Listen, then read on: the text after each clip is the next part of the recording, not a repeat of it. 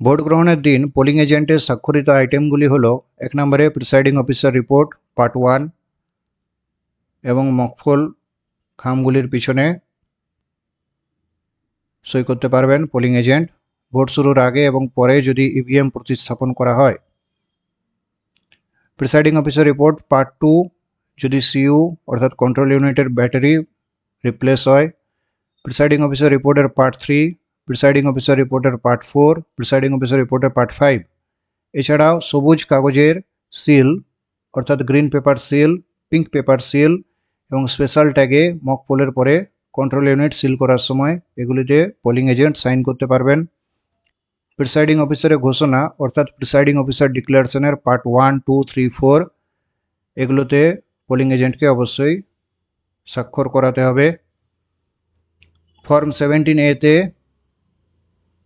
Section 49MA তে যদি test vote হয় তাহলে সেখানে পোলিং এজেন্টকে দিয়ে স্বাক্ষর নিতে হবে।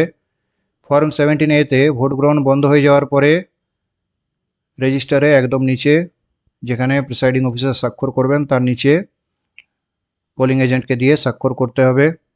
ফর্ম 17Cর পার্ট 1-এ ভোটের পরে সই করাতে হবে এবং এজেন্ট মুভমেন্ট সিট যখন যখন দরকার পড়বে।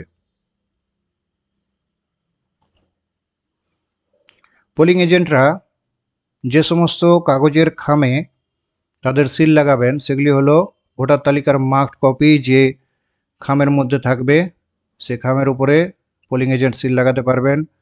রেজিস্টার অফ ভোটার অর্থাৎ ফর্ম 17A যে খামে থাকবে সেটির উপরে সিল লাগাতে পারবেন। এছাড়া ভোটার স্লিপের যে খামে থাকবে ভোটার স্লিপগুলি যে খামে থাকবে তার উপরে সিল লাগাতে পারবেন।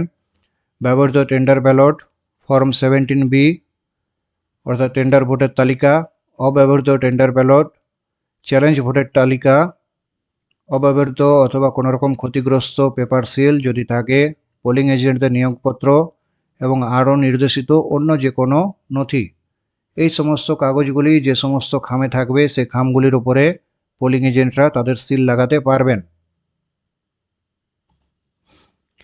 পোলিং এজেন্ট হওয়ার শর্তসমূহ: তিনি ওই বিধানসভা কেন্দ্রের ভোটার হবেন, তাকে প্রার্থী বা তার ইলেকশন এজেন্ট একমাত্র ফর্ম 10-এর মাধ্যমে নিয়োগ করবেন। বুথে তাদের বসার ক্রম হবে এই প্রকার: প্রথমে জাতীয় স্বীকৃতি রাজনৈতিক দল, তারপরে রাজ্যের স্বীকৃত রাজনৈতিক দল, তারপরে রেজিস্টার্ড বা নিবন্ধীকৃত রাজনৈতিক দল এবং শেষে নির্দল প্রার্থীর পোলিং এজেন্ট।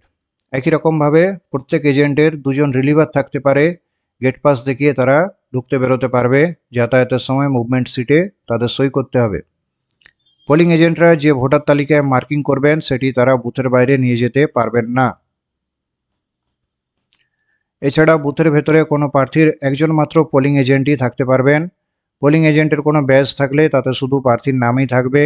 দুপুর 3টের পরে পোলিং এজেন্ট বদলানো যাবে না। তিনি বুথের বাইরে কোনো ভোটারের যিনি ভোট দিয়েছেন বা এখনও দেননি তার সিরিয়াল নাম্বার লেখা স্লিপ পাঠাতে পারবেন না। তিনি নিজের কাছে থাকা ভোটার তালিকা যেখানে তিনি মার্কিং করছেন বুথের বাইরে পাঠাতে পারবেন না। কোনো মন্ত্রী, সাংসদ, বিধায়ক যার নিরাপত্তারক্ষী আছে তিনি পোলিং এজেন্ট হতে পারবেন না। তিনি নিজের নিরাপত্তা পরিত্যাগ করে হতে চাইলেও সেটি অনুমোদিত নয়।